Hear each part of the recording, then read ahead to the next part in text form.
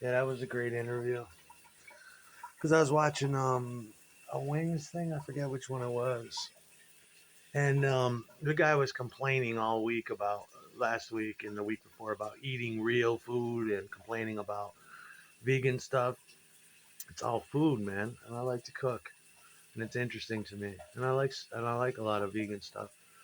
And he's running his mouth and complaining, and Linda was showing how she she took charge of feeding the whole cast and crew and ensemble and entourage, and I thought that was interesting.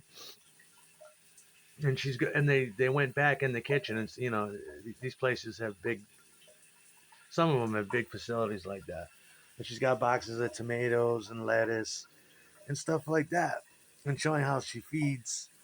I would assume most of those guys are vegan anyway. And he's complaining about food and stuff. I mean, that to me is a. Usually you get fed, not on tours like that, though. I wouldn't imagine. I mean, that's a really nice thing to do. Okay, I mean, when you play wedding bands, of course you get fed and stuff. That's one of the perks and bonuses of doing gigs like that. Or you play little gigs where they put out food. Of course, the band can have it because it's for the people too, and it's usually really, really good food.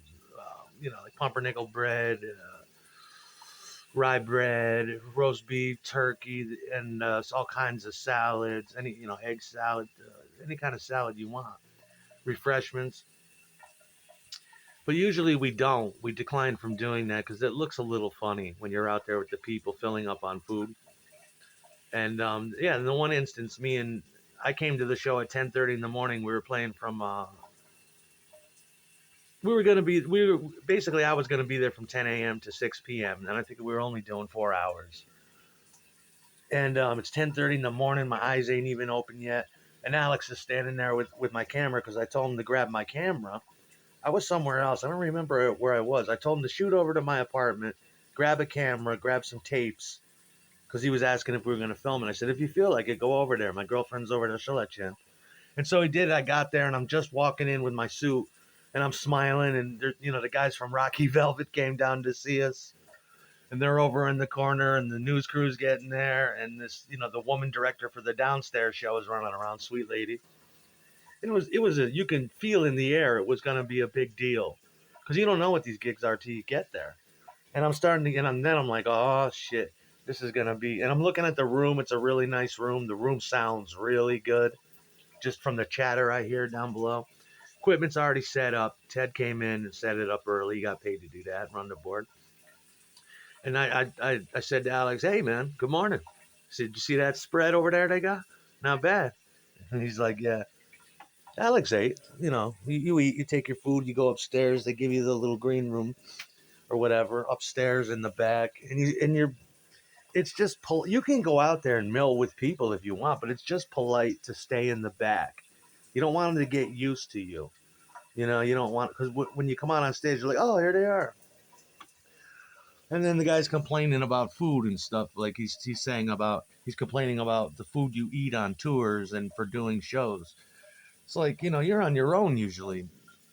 And then there was another video I'm watching where McCartney says, you know, you can eat what we give you, or you have your per diem wages, which means your daily allotment of credits to go out and get what you like. It's not his job to It's really not his job to feed the.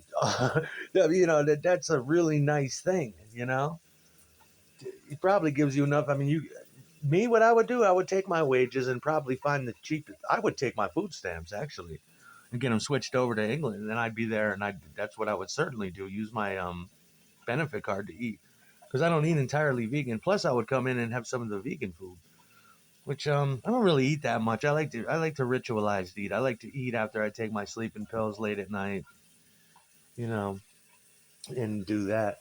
But yeah, you got money. You can go out.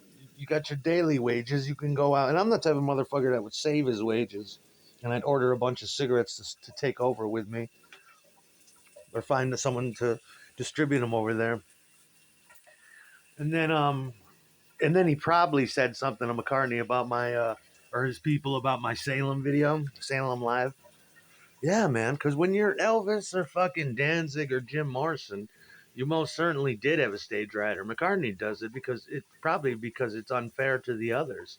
But if he wanted one, believe me, they would stop the world and see to it that he got it, whatever he wanted. We had a rider.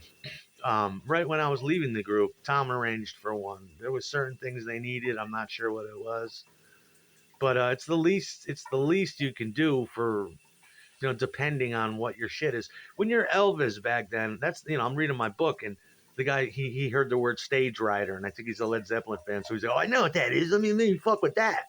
It's just a basic contract to have basic shit.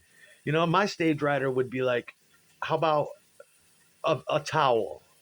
How about a 6 pack of Pepsi or Dr. Pepper? No, okay, I'll get my own towel. I'll bring in my. Usually they got those things for you. But when you're talking about Elvis, I mean, you're talking about making between $500,000 and $750,000 in 1962, or after he got back from Germany. Of course, and it's only Elvis. He doesn't, the band travels separate. They don't even exchange words. The only time they see him is when he's on stage. Yeah, Elvis, I imagine he would have a rider, and it's just for stupid shit that and usually when they give you the rider, you don't even have to eat this stuff or drink whatever it is. The guy's trying to make it out to be like, I'm not playing any shows anytime soon, so what does it matter? I don't need no rider. I mean, there's many types of shows you play, dickhead, and it depends on who you are. McCartney probably sees his group to some degree, and they would probably take offense to it if they found out about it. But when you're that, it's all who you are personally. It depends on who your manager is. It depends on you know a bucket of chicken and a cheap bottle of champagne really isn't doesn't put a ding into $750,000 back in 1972. Oh sure, yeah, no problem. We can get that right away. Sure, man. You want some coke? You want anything? We just make sure you do the show, man. Let's make sure we hit that risk quota where you're satisfied because they already made their money. That's nothing unusual. Trying to paint me out to be that if I get a show in the future, I'm gonna have all these demands and shit. I take care of myself, asshole. You have to wash your own clothes, your own costumes. You have to. There ain't no rock and roll fantasy. What's a $20 bucket of chicken against $750,000 or a $5 bucket back then? It's nothing. most of the time, most of the time, these venues will if they'll read the stipulations and they'll ask you anyway. Is there anything you need? Within reason when you get here. It's just a courtesy.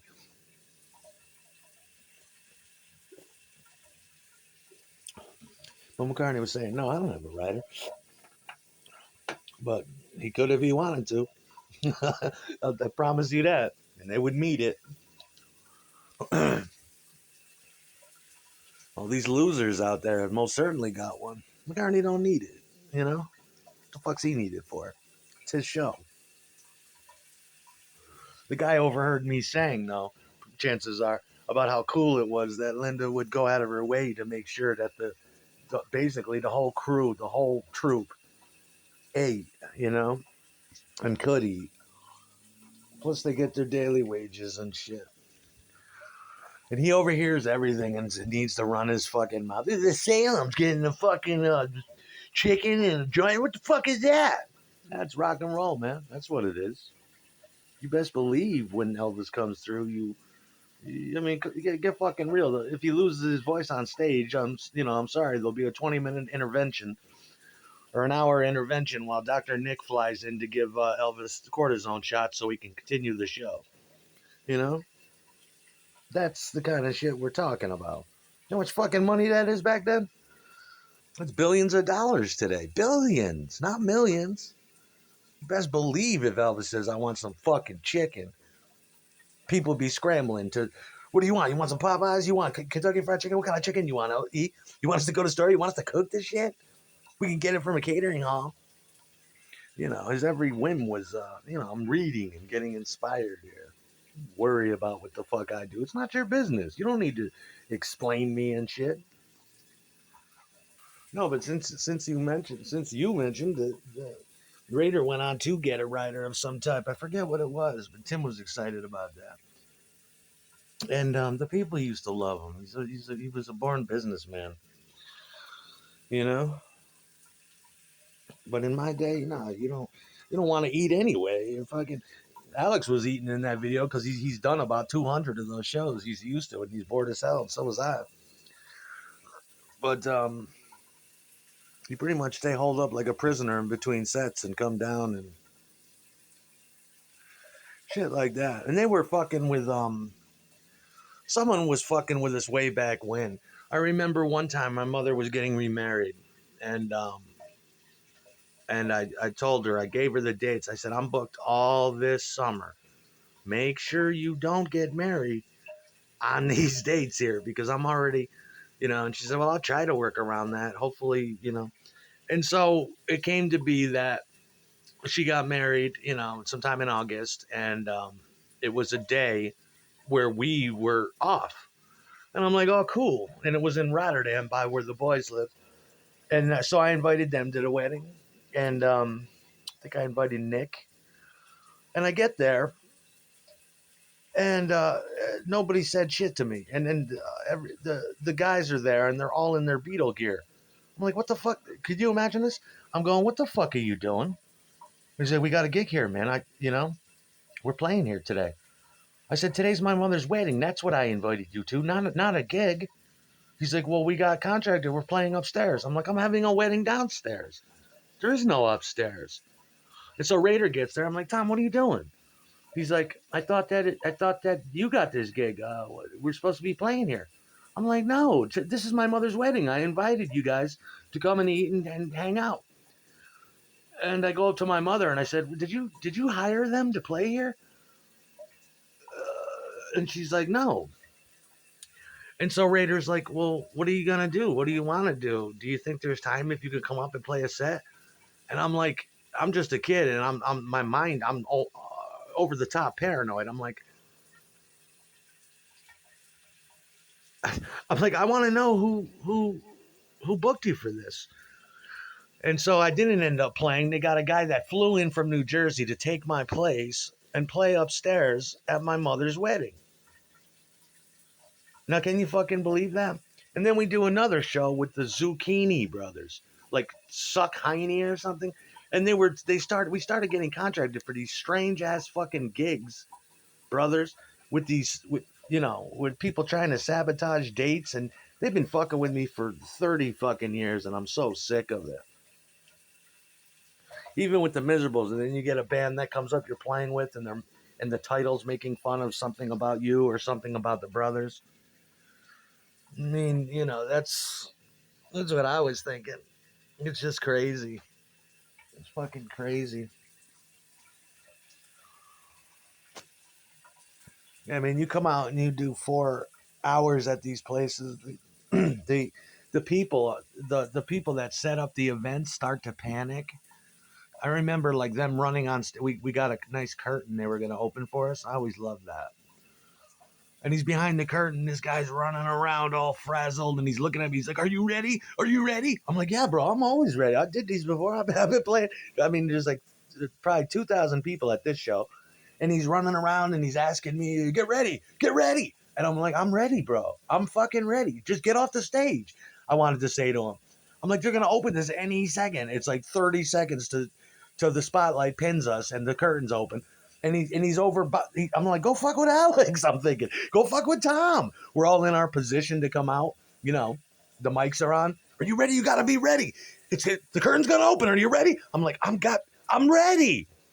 I mean, that's the kind of shit you have to deal with.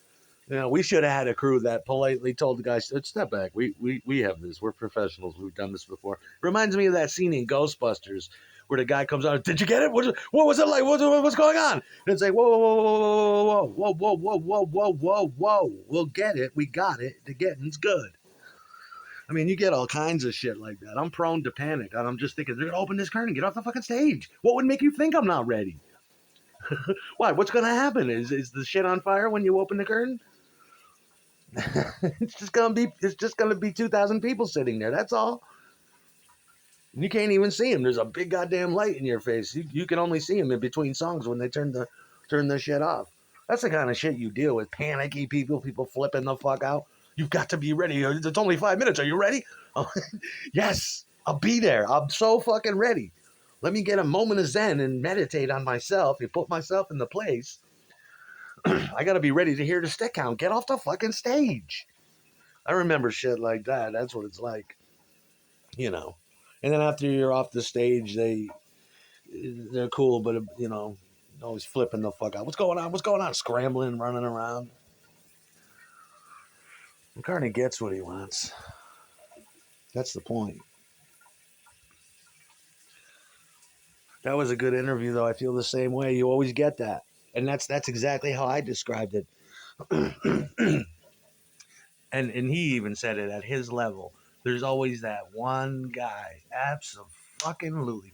Everybody will be standing up and clapping their hands and singing along. I mean, almost in the fucking aisles. And you'll be like, wow, for a second. You'll be like, holy shit. And then you go back to concentrating on what you're doing, and then you start fixating on the one guy, and you're just looking at him. You're like, and your voice is going, stop looking at him, stop looking at him, because you'll end up playing to him the whole show, just like what happens to all the greats, and me too, all the time. You'll start fixating on one member of the crowd, but it's better to fixate on those people than other people. You'll immediately start scanning the audience for the people that are truly enjoying it, and then you'll start playing only directly to one motherfucker. And we used to tell each other about that. My friends used to come up, dude, you're doing it again. What am I doing? You're fixating on the two girls over here on the side that are loving it. Look at the whole crowd. And it's like, I can't. I'm all paranoid, and most of them are indecisive whether or not they like it. And then you just start fixating on it. And you get, yeah, the whole crowd standing up and clapping, the guy sitting down in his seat with his arms crossed, you know, looking pissed off. And you're just like, what the hell is this? Exactly, because somebody dragged him to it. And he's sitting right in the fucking front the whole time, rolling his eyes and shit. Trying to sing yesterday to him and shit. He's just got his arms crossed, yawning. But everybody gets wrapped up in the moment. That whole cloud is juiced in. People start to believe they're really at some lower level Beatles show. But the Salem cat, he's like Elvis. You can't reason with him. His ego is 20 feet tall when he plays. Oh yeah, that's just the way he is. I mean, everybody's different, but the Salem cat, hell yeah. He doesn't even talk to the band. He flies in separate. He's got his own entourage of people. He's got his own the room in the back. All the other band members are in like just a cement painted block waiting room, with hopefully maybe a TV, probably not, and just some you know school desks in there, big tables. And they come out, before Elvis, and they get ready, and then he comes running out. Salem's like that. He's self-centered when he's doing his shows. Salem most certainly gets a stage rider. That's my boy. But me, no, I don't need that. Usually I always come with the same stuff with like a doctor's bag, an army bag, or like a bowling bag filled with things like soda, pills, towel, change of socks, maybe, the usual stuff. Um, Little pocket recorder, maybe, or a camera, pen, notebook in case I get bored. That's all. What else do you need? I mean, when you go to these things and they feed you, that shit is impressive to me. That's like the big time. Even though it's all for the community and everything, it's mostly for you. They'll come up and they'll say, "Did you get some egg salad? Did you get some? You got to eat." And so you'll sort of be polite. But I mean, these are good events. These are not run of the mill rock and roll shows. They're people, for whatever their reason is. They just passed. They're trying to persuade people to pass a bill with legislation or a bureaucracy, and they'll stop at nothing. We had guys dressed up like British bobbies outside the door on guard and stuff, and it's just like, wow. I wish somebody told me this was going to be such a cool, thing. They'll be playing Beatles music all day to keep you in the mood. You know,